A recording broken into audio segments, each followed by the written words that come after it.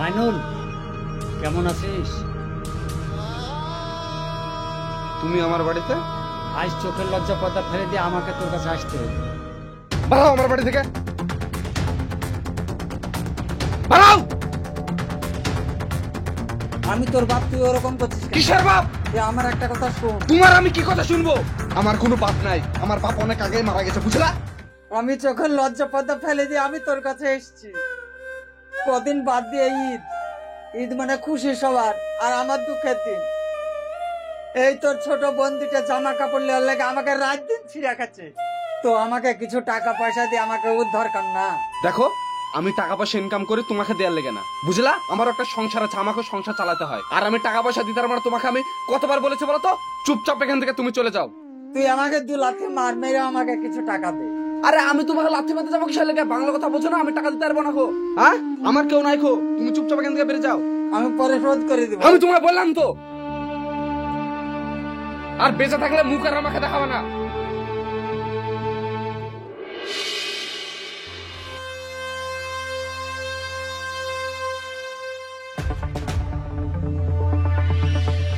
বাবু, আপনার কাছে একটু আসলাম। কেন? ওই কিছু টাকার জন্য। কত টাকা? ওই 10,000 মতো। 10,000? হ্যাঁ। 10,000 টাকা দিব, কিন্তু 25% সুদ লাগবে, এবং মাস শেষ হলে সুদের টাকাটা আমার বাড়িতে অগ্রিম পৌঁছে দিতে হবে। আর শুনো, তুমি আমার আসল টাকা দাও বা না দাও, সুদের টাকা প্রথম 1 তারিখে আমার ম্যানেজারের কাছে জমা দিবা। তুমি কি রাজি?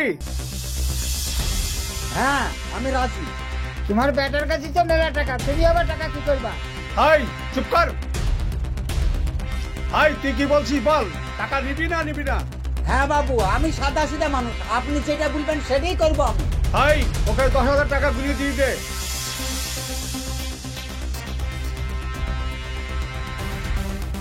চল।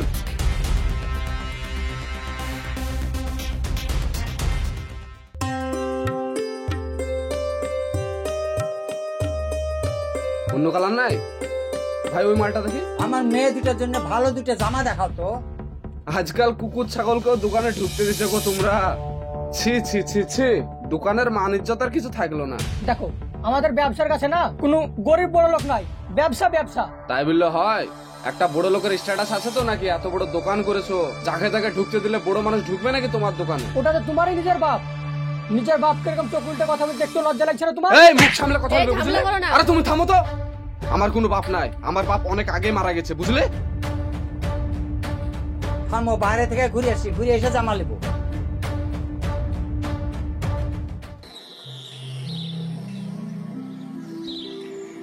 ওরে আফজাল, এই আফজাল, কে? তোর বাপ সেই 10,000 টাকা 6 মাস আগে নিয়ে এসেছিলিস, সেই টাকা নিতে এসেছি রে। এই 6 মাস আগে 10,000 টাকা নিয়ে এসেছিল, হিসাব করে সুদ সমেত কত হয়েছে দেখ। এই 10,000-এ সুদে আসলে 80,000 টাকা হয়েছে। আরে সর্বনাশ, আফজাল 80,000 টাকা ফেল। বাবু, আমার শরীর অবস্থা খুব খারাপ, আমাকে আর কিছুদিন টাইম দেন। এই বুদ্ধা জীবনে এই 80,000 টাকা শোধ করতে পারবে না। এই তোরা দেখছিস কি? এই বুদ্ধাকে টান মেরে খাতে ফেলে দে। আপনার পায়ে ধরছি, আমার আপুকে এই ছেড়ে তোর দেন। বাপকে টাকা দিতে বল, না হলে তোদের ঘর কবজা করবো। এদেলে এ ছাড়! তোমাকে কে টাকা দিতে বললো? তোমার বোন খুব বিপদে পড়েছে, তাই টাকা দিলাম। টাকা কি গাছে ধরে নাকি? আর তুই এত টাকা কি করবি? ভাই, তোর পায়ে ধরছি, টাকাগুলো দে না। আবার শুধু টাকা নিয়েছিল, দিতে পারিনি, বাড়ি থেকে বের করে দিয়েছে, তাই তার কাছে টাকা চাইতে এসেছি। তুই ছাড়া কে টাকা শোন, দিবে? আমার কোনো বইন টইন নাই। পাথর ভাই, আমারও টাকা দরকার।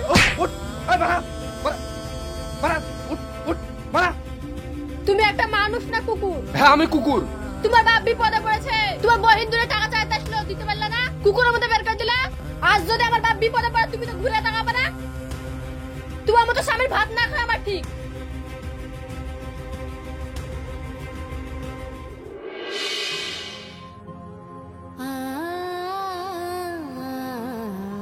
আব্বা কেমন আছো? কে? আমি গো মাইনুল। আরে তুই বাপ মাইনুল?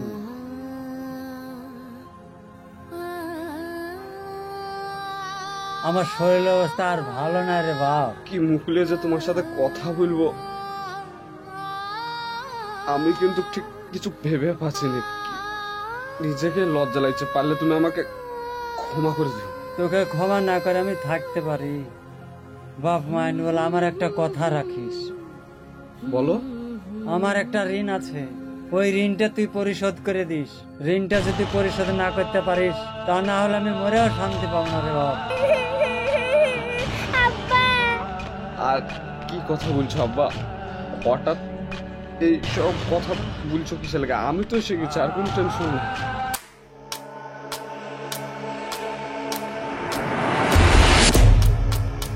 ভিতরে যাওয়া হবে না।